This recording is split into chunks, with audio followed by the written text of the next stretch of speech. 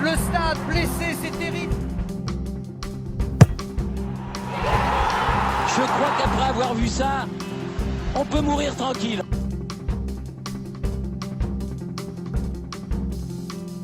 Bonjour à tous, bienvenue sur PhysioSkills.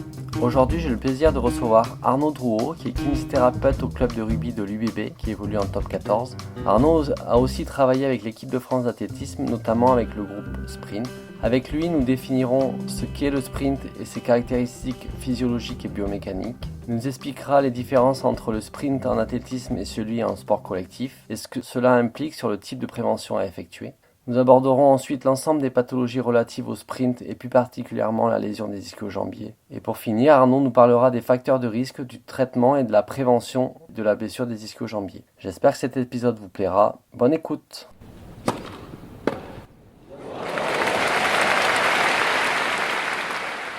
Bonjour Arnaud, je voulais savoir si tu pouvais commencer par te présenter s'il te plaît. Ouais, alors du coup, Arnaud, moi je suis kiné depuis 2008. J'ai fait kiné, après je fais aussi ostéo, j'ai fini ça en 2016. Donc ça c'est pour les diplômes. Et après, au niveau du parcours, donc j'ai une activité principalement libérale jusqu'à il n'y a pas longtemps. J'avais mon cabinet. À côté de ça, je faisais des vacations pour la Fédération française d'athlé et aussi des vacations dans le rugby. Donc du coup, l'athlé, ça a commencé, j'ai regardé un peu, parce que ça commence à dater, mais c'était en 2013 les premières vacations. Donc là, j'étais sur Paris, donc vacations à l'INSEP. Et après, du coup, de fil en aiguille, j'ai continué à bosser avec eux. Et donc après, j'intervenais en vacataire auprès des équipes de France. Donc j'étais notamment prise en kiné, il y avait des groupes. Donc moi, j'étais plutôt spécialisé relais, sprint et.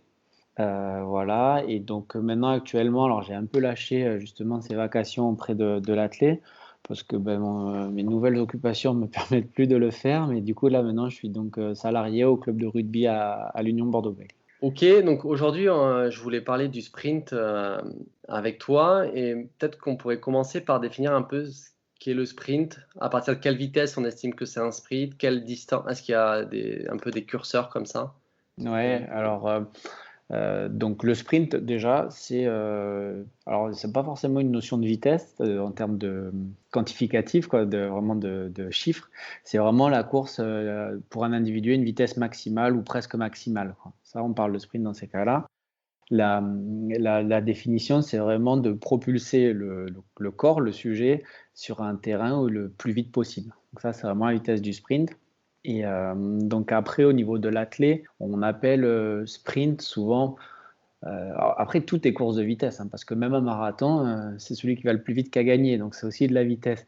Mais vraiment, quand on parle sprint, on est vraiment sur des vitesses le plus haut possible et jusqu'aux 400 mètres, on parle de sprint, quoi. Après, on parle plus dans l'athlé de demi-fond, fond. Sprint, c'est en gros dans l'athlé, c'est du 60 quand on commence en salle jusqu'aux 400 mètres. D'accord. Et est-ce que on voit des différences, ne serait-ce qu'au niveau des pathologies, au niveau du recrutement musculaire, des différences entre un sprint court comme le 60 ou le 100 et un sprint plutôt. Est-ce que le 200 c'est un sprint long déjà? Ouais, 200, ça reste un vrai sprint, je dirais, ça, c'est moyen par rapport à la distance, mais c'est un sprint de très haute vitesse, quoi, quand même. Donc on a D'accord. Et le moins 400, on se rapproche.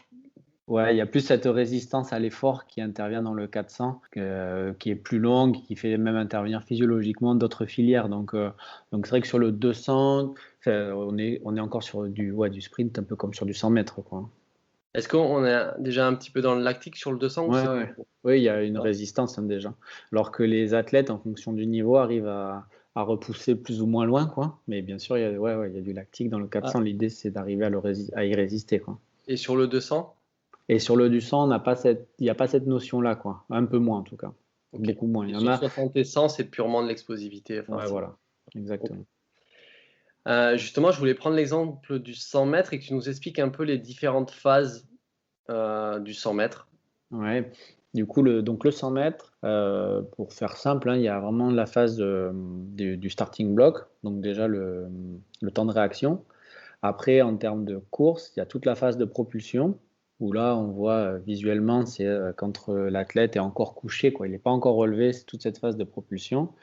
Après, on passe sur une phase où il commence à se développer. Donc là, il commence à être redressé. Là, c'est souvent la phase qu'il atteint la vitesse maximum.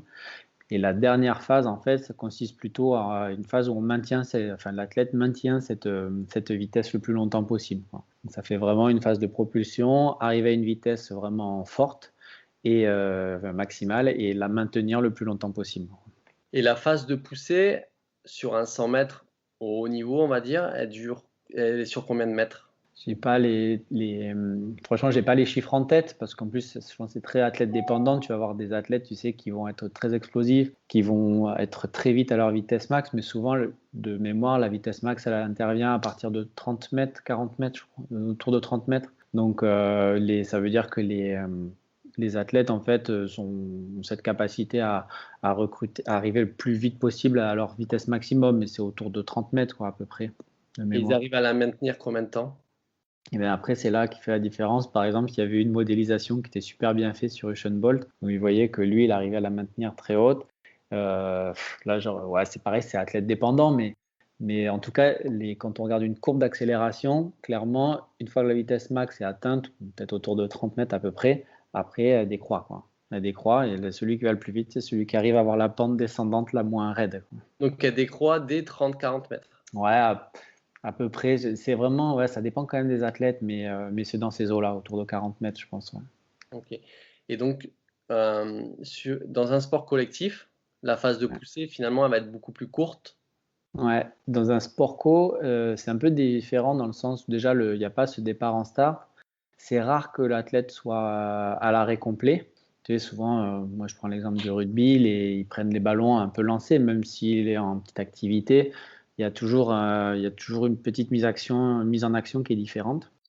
Donc, du coup, on est sur des recrutements un peu différents, quoi, où vraiment, il n'y a pas cette phase justement de poussée de recherche de vitesse rapide qu'on peut avoir en athlée, où vraiment là, tu vas chercher à développer de la force horizontale de manière optimum par l'inclinaison du buste. Là, en rugby, par exemple, en sport co, les mecs sont déjà grands, donc sont déjà debout, donc il faut vraiment chercher cette vitesse dans d'autres circonstances, quoi. Toi, dans d'autres repères biomécaniques, quoi. D'accord. Et en termes biomécaniques, du coup, et en termes de risque de blessure, qu'est-ce que ça change entre un sprint de 100 mètres où déjà on est sûr qu'il va tout droit, etc. Il a un départ arrêté par rapport à une phase de sport co où, comme tu dis, il est déjà un petit peu lancé, il est redressé. Biomécaniquement, c'est quand même Ouais. vraiment différent, quoi. Ouais, il y a une vraie différence dans l'incertitude qu'il y a dans le sport co, parce qu'en fait, on se rend compte dans le sport co, vraiment des moments où l'athlète a la possibilité de développer sa vitesse maximale, en fait, elle est assez rare, quoi. C'est vraiment, il faut que le champ soit libre comme ça, c'est très rare. Et surtout, il y a tout de suite des prises d'appui sur l'extérieur, donc ils ont les mêmes risques, bien sûr, de lésions des ischios qu'on retrouvera classiquement dans le sprint de l'athlée. Mais par contre, il y a tout l'événement autour, de par l'adversaire, de par toute cette prise d'incertitude, ou même des pas sur l'extérieur pour faire des cadrages débordements. Donc, du coup, tout ça, c'est des risques de pathologies différentes, quoi. D'accord. Autant dans l'athlée, on peut être sûr que si ça doit péter, ça sera dans les ischios, dans la vitesse importante. Dans les sports co, ça peut venir d'autre chose, quoi. Ok. Et pour revenir aux 100 mètres, entre les différentes phases, est-ce qu'il y a des phases où il y a plus de blessures que d'autres, où les blessures sont Les, différentes, vu qu'il y a les, un recrutement biomécanique, enfin qu'il y a une ouais. biomécanique différente? Globalement, la phase de poussée elle sera plutôt, comment dire, les lésions seront plutôt sur l'appareil de propulsion, donc grand fessier, quad. Grand fessier, c'est un gros muscle, ça arrive, hein, des lésions grand fessier. Je sais que Christophe Lemaître a été plusieurs fois embêté par ça. Et tu vois, après, quad, ça se voit quand même aussi. Et sinon, majoritairement, c'est les ischios. Et là, ça intervient plutôt dans la phase de vitesse. Les ischios, globalement, la lésion d'ischio arrive en fin de phase oscillante, donc quand la jambe est à 90 degrés et les ischios doivent freiner le pied, ou dans la phase où le pied vient toucher au sol, où là, il faut continuer à propulser le corps. Donc là, il y a une tension importante sur les ischios. Et ça, c'est au moment où il y a beaucoup de vitesse, donc c'est au moment de la vitesse maximum, quoi. D'accord. Parce que ça, enfin, je sais que pour avoir regardé pas mal de 100 mètres, etc., il y a souvent aussi sur un peu la phase de décélération, Ouais, même bah, certaines, après la fin du 100 mètres, je vois, il y a des fois, certains, ils se pètent ouais. après. Ouais, ouais, après ça, je pense qu'il y a la notion qui peut arriver de fatigue, mais c'est bon, après, même quand la vitesse décroît, ça va très vite, hein, sur un 100 mètres. Mais c'est vrai que pour revenir avec la différence avec les sport co, il va y avoir ces phases de décélération qui sont très importantes. En sprint, non, parce que le champ est libre. Mais la lésion ischio, elle peut arriver à n'importe quel moment, à partir du moment où le corps est au maximum de sa vitesse, quoi, hein. Et sur les phases de décélération, ça va être aussi ischio? Ouais, ça, alors il peut bien sûr y avoir quad, hein, ce Ouais, tendon quand même qui charge, hein, quand tu fais des arrêts nets, mais ischio aussi, ouais, ouais, tout à fait, ouais. d'accord. Ok. Et je voulais savoir s'il y avait plusieurs écoles, enfin plusieurs façons de sprinter. Alors là, on revient un peu plus sur l'athlé, puisque. Ouais, alors après, c'est vrai que bon, moi, j'ai beaucoup observé, bon, je suis pas coach, hein, de formation. Après, il y a quand même, tu peux voir différents profils, quoi, hein. Tu vas voir des profils très explosifs, des profils très explosifs, ça va être vraiment les boules de muscles un peu plus ramassées, qui vont être très fréquentes, voilà, très explosifs. Tu vas voir des profils un peu plus longilignes, ben, comme on citait Christophe Lemel, tu vois, où lui, une fois qu'il déploie ses compas, quand même, c'est là que lui met de la vitesse. Il sera un peu en retard sur la phase initiale du sprint, mais après, par contre, ça va très vite. Donc, en fonction de la mécanique propre à chacun, en effet, ça va comment dire, ça va changer. Mais après, globalement, ouais, c'est la course. Après, elle est à peu près pareille pour tout le monde, quoi. D'accord. Et pour revenir sur Christophe Lemaitre, par exemple, il va avoir une fréquence moindre, mais une longueur de foulée plus importante? Ouais, c'est ça, tout à fait. Après, sa qualité aussi, c'est d'arriver à mettre vraiment de la vitesse, enfin de la fréquence sur des segments longs, quoi, comme Bolt ou tous ces mecs-là, quoi. D'accord. Et suivant les différents profils de sprinteurs, tu retrouves des pathologies différentes ou globalement c'est pareil? Je n'ai pas remarqué ça. Je pourrais pas te dire, je ne l'ai pas remarqué. Après, c'est vrai qu'il y a des profils qui poussent plus fort, donc on peut imaginer que tu vois, les fessiers, tout ça seront un peu plus chargés, mais là, je ne saurais pas le quantifier. Ok. Et donc du coup, tu en as déjà parlé un petit peu, etc. Mais au niveau du sprint, tu retrouves quel type de blessure? Alors, on va rester sur l'athlé pour l'instant. Voilà, majoritairement, c'est les ischios, c'est ce qui revient le plus souvent. Pour être un peu plus précis, mais au niveau des ischios, pardon, c'est le biceps fémoral qui charge le plus. Donc c'est l'ischio-jambier latéral. C'est ça. Ça, c'est statistiquement, c'est lui qui est le plus lésé. Après, on va retrouver pas mal de pathologies quand même du dos aussi, parce que c'est des athlètes qui font quand même beaucoup de muscu.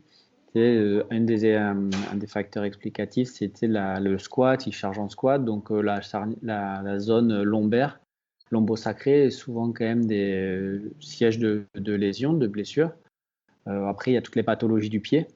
Donc, on parle souvent familièrement des talonnades, mais il y a tout ce qui va être pathologie du pied. On peut avoir des fractures de fatigue, toutes ces pathologies de contrainte en fait qu'on retrouve parce que c'est des gens qui travaillent énormément les appuis, donc non, ça expose à ça, les tendons d'Achille, enfin les pathologies propres aux pieds sont fréquentes quand même. Je voulais savoir si tu retrouvais des tendinopathies rotulènes, mais pas forcément durant le sprint, mais vu qu'ils s'entraînent beaucoup, ils mettent beaucoup de charges, ils font des squats, etc. Est-ce que toi, tu as retrouvé ça ou pas du tout? Si, la tendinopathie rotulienne, on en retrouve, mais ça reste épisodique. C'est pas quelque chose qui est propre au sprint, quoi. Ça va être propre à un athlète ou c'est pas quelque chose qui est lié à cette activité-là en particulier, quoi. D'accord. Et donc, pour revenir donc sur la lésion de l'ischio-jambier, puisque c'est vraiment statistiquement la plus fréquente, euh, si jamais je suis un sprinter, je me pète, qu'est-ce qu'il faut que je fasse tout de suite après m'être pété? Donc là, il y a eu plusieurs écoles. Les premiers trucs, c'était bon, comprimer, glacer, surélever, mettre au repos. Il y a du bon là-dedans. Il y a maintenant pas mal d'études bon, qui sont un peu plus avancées, qui enlèvent la glace. J'avoue que moi, de manière un peu intellectuelle, ça me plaît mieux. Donc c'est vrai que maintenant, moi, et au club auquel je travaille, on est 3 kinés, et il y a un médecin, et on est tous sur ce protocole-là. On continue à comprimer. On met même, nous, ce qu'on appelle c'est Mobiderm, je crois que c'est la marque, c'est des petits coussins de mousse qui permettent un peu de diffuser l'hématome, enfin le potentiel hématome. et on met au repos. Mais c'est vrai qu'on ne glace plus parce que physiologiquement, l'explication de la glace, c'est stopper cette phase inflammatoire qui est la première phase de la cicatrisation, quoi. Donc, du coup, moi, je m'inscris plus dans ces protocoles de compression, repos. Et bien sûr, pas d'anti-inflammatoire, bon, ça c'est plus le rôle du médecin, mais voilà, vraiment le plus simple, comprimer et mettre au repos. Donc, ouais, tu mets pas la glace parce que justement, on a besoin de cette phase inflammatoire au départ pour avoir une bonne cicatrisation. Exactement. C'est vraiment cette phase qui va enlever un peu les cellules lésées, amener tous les facteurs de croissance, toutes ces cellules qui permettent de cicatriser. Donc, l'idée, c'est de ne pas s'en priver. Et globalement, parce qu'avant, moi, je glaçais systématiquement, je respectais les anciens protocoles. Et le fait de ne plus le faire, les gens ne sont pas plus douloureux, parce que bon, c'est vrai que la glace a quand même un effet antidouleur qui peut être aussi intéressant, qui pourrait peut-être se justifier si quelqu'un est très douloureux. Mais globalement, on n'a pas la glace n'apportait pas grand-chose en termes de confort. Donc si physiologiquement ça nous apporte rien de bien, ben voilà, du coup on le met pas. Et c'est vrai que je trouve, en tout cas dans ma pratique, que c'est bien de pas le faire, de pas en mettre, quoi. D'accord. Et alors du coup, quand on se pète les ischios, en quoi consiste la rééducation et combien de temps je dois m'arrêter avant de reprendre mon activité? Ouais.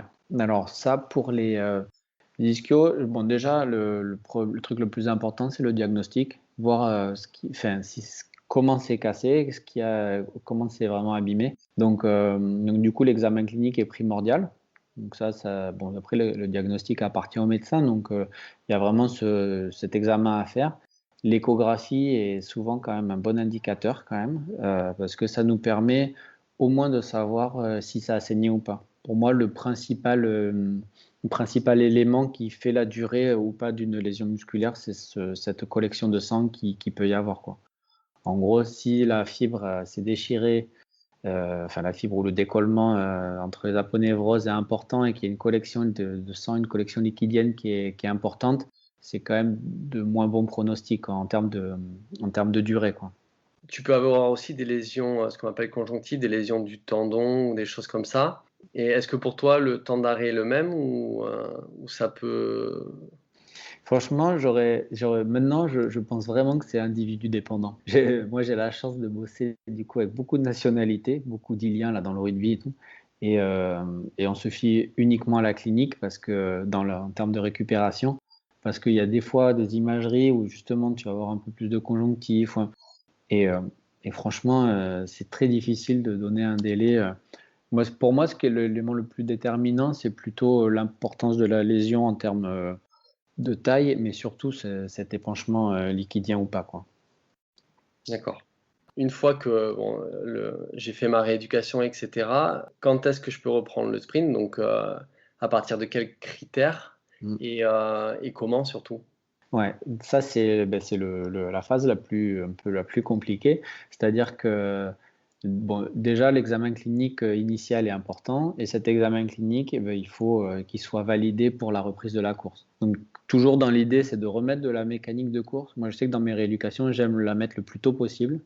Et souvent sur des lésions musculaires, on peut courir quand même très tôt. Donc, mais en footing, je parle. Mais ça, l'idée, c'est de remettre de la mécanique de course sur l'ischio. Et vraiment remettre de la vitesse, ça va être étape par étape. C'est-à-dire que on va valider progressivement ces niveaux de course. Donc, je vais reprendre sur un footing et on va pouvoir ensuite progressivement augmenter. Et ça, c'est en corrélation avec la séance pure de rééducation où l'ischio qui était douloureux en position quasiment d'extension, par exemple sur un pont fessier qui était quasiment douloureux, enfin qui était douloureux sur une position quasiment d'extension, ne l'est plus. C'est ces éléments cliniques qui nous permettent de dire que la récupération est bonne et qu'on va pouvoir progressivement remettre de la vitesse, quoi, dessus. Après, moi je sais que j'aimais bien travailler avec les profils force-vitesse là, qui ont été pas mal décrits ces derniers temps.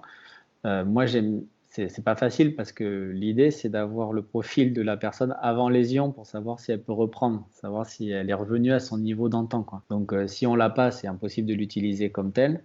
Mais l'idée, c'est ça, c'est si on connaît le profil vraiment de la personne, il suffit de la remettre à ce niveau-là et là, on est sûr qu'on prend pas de risques, quoi. Et du coup, ma question, c'est si je suis un sportif amateur, bien sûr, on n'aura pas mon profil force-vitesse. Comment je peux me driver Donc je valide progressivement une augmentation de la vitesse sans Ouais. douleur. Je pense qu'il faut, voilà, c'est la reprise de course progressive, sans douleur, confortable. Donc ça peut être vraiment, ça se fait à la sensation. Et l'autre critère qui est important, c'est le critère de renforcement musculaire, c'est-à-dire d'avoir réussi à récupérer une force qui est égale à l'autre côté. On prend simplement du gauche par rapport au droit. Et sur les exercices, on doit être à l'aise sur tout, quoi. Je pense que c'est prendre un risque, même si on n'a pas de douleur, que de reprendre avec un ischio lésé qui est faible, quoi.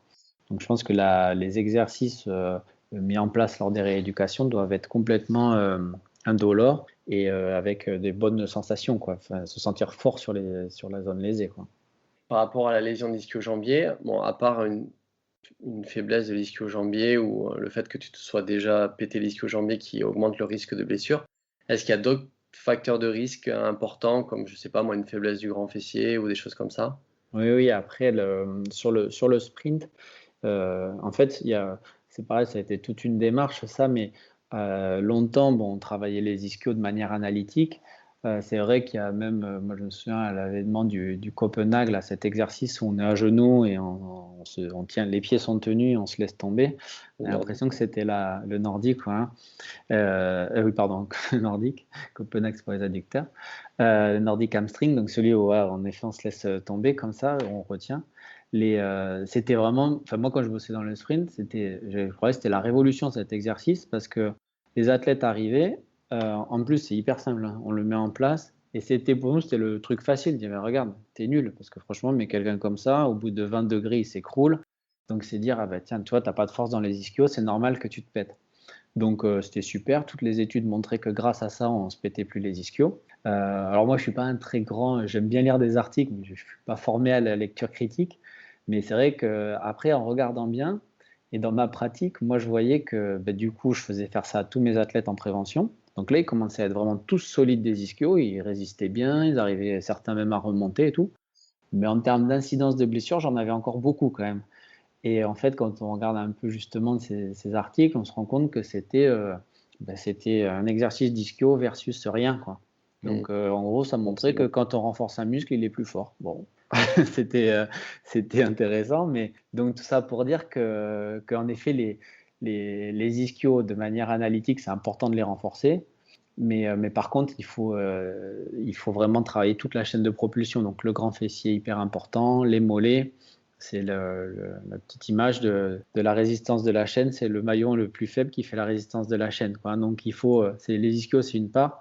Mais en effet, sur la propulsion, le plus important, c'est le grand fessier. C'est lui qui assure le développement de la force horizontale, donc c'est grand fessier à fond, les mollets, enfin toute la chaîne de propulsion, quoi, y compris le dos, les abdos pour le maintien du pelvis, pour garder le contrôle du bassin pendant toute la phase de sprint, parce que ça peut être aussi un élément, un facteur de risque aux déchirures. Donc c'est vrai que c'est un tout, hein. On peut pas du tout le résumer que à la faiblesse des ischios, quoi. Et est-ce que tu travailles aussi un peu les restrictions de mobilité? Est-ce que les restrictions de mobilité peuvent jouer, peuvent être un facteur de risque de blessure? Oui, après, là-dessus, moi, je suis un peu comme sur les étirements, c'est-à-dire que je pense réellement qu'il y a une sélection qui se fait, c'est-à-dire que parce qu'on se rend compte quand même que de par la forme propre à chacun, de l'orientation par exemple des fémurs, il y en a qui arriveront à faire le grand écart, mais d'autres pour qui ça sera jamais possible parce que c'est os contre os et ça bougera pas, quoi. Donc c'est un peu pareil pour le sprint, c'est-à-dire que bien sûr que monter les genoux, pouvoir tendre la jambe facilement, ça paraît indispensable. Après, je pense plus qu'il faut le travailler, mais je pense plus que c'est un ensemble de choses. C'est-à-dire, par exemple, je pense que le maintien du bassin stable pendant la course, c'est beaucoup plus protecteur que toi travailler cette mobilité à outrance, quoi. C'est En fait, tu cherches juste à avoir la mobilité, la nécessaire même à mobilité que l'activité. l'autre côté, quoi. Ouais, c'est ça. Ça. Et une mobilité qui est nécessaire à l'activité, mais c'est pour ça que je disais que c'est propre à chacun, dans le sens où, par exemple, quelqu'un qui fait du sprint sur les haies, il a besoin d'une mobilité vraiment importante, sinon il ne sera jamais bon. Des haies à 1,06 m, si tu n'as pas une bonne mobilité, franchement, les passer très vite, c'est impossible.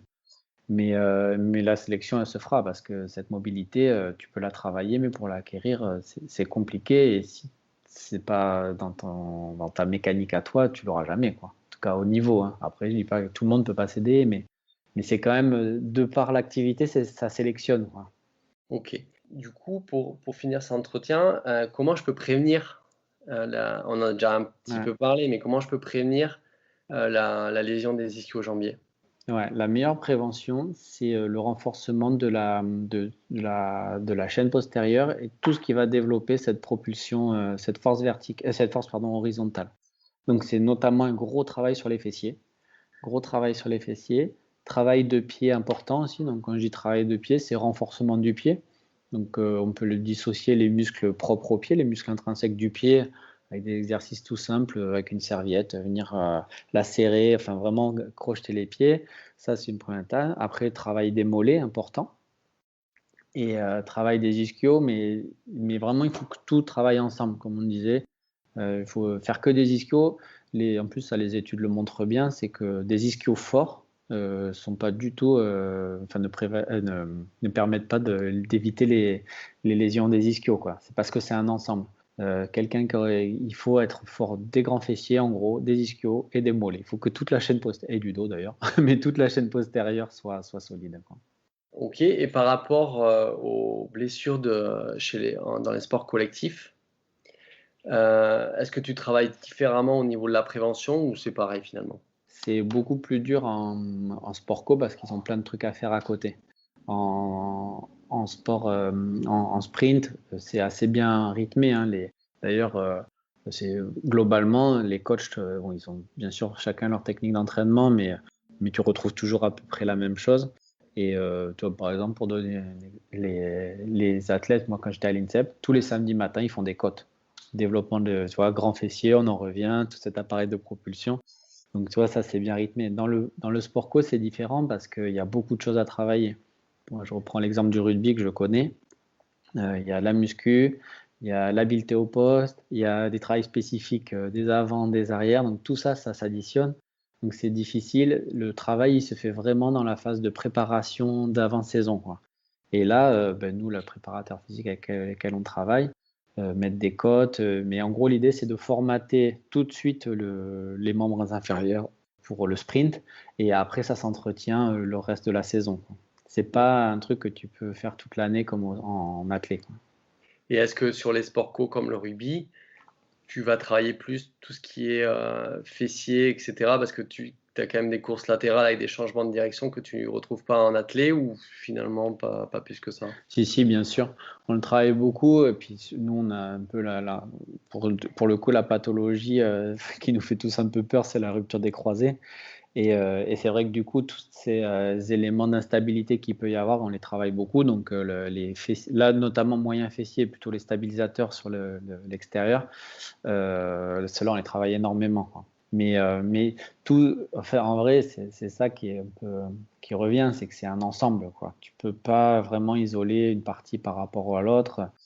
Mais c'est vrai qu'en tout cas au rugby, on a d'autres préoccupations que les ischios. Donc, en effet, ouais, on va être plus large en termes de prévention, quoi. Ouais, ça va être une prévention beaucoup plus globale, quoi. Oui, voilà, c'est ça. Ok. Mais merci beaucoup Arnaud. Merci beaucoup à Arnaud d'avoir répondu à mes questions. J'espère que ça vous a plu. Je voulais juste revenir sur deux petits points concernant cette interview. Le premier, c'est à un moment donné, avec Arnaud et moi, nous parlons des différences de filière énergétique entre le 200 mètres et le 400 mètres. Et on arrive à la conclusion que le 400 mètres est beaucoup plus lactique que le 200 mètres, ce qui n'est pas tout à fait exact parce qu'on se rend compte que en fait, la part de la filière anaérobie lactique est la même pour le 200 et le 400 mètres. La seule différence entre les deux, c'est que pour un athlète, le temps de course du 200 mètres est aux alentours de 20 secondes. Et donc cet athlète n'a donc pas le temps de ressentir la fatigue musculaire qu'il peut retrouver dans la dernière ligne droite du 400 mètres. Le deuxième point sur lequel je voulais revenir, c'est l'intérêt de mettre de la glace après une lésion musculaire. C'est vraiment un sujet qui fait débat en ce moment en médecine du sport.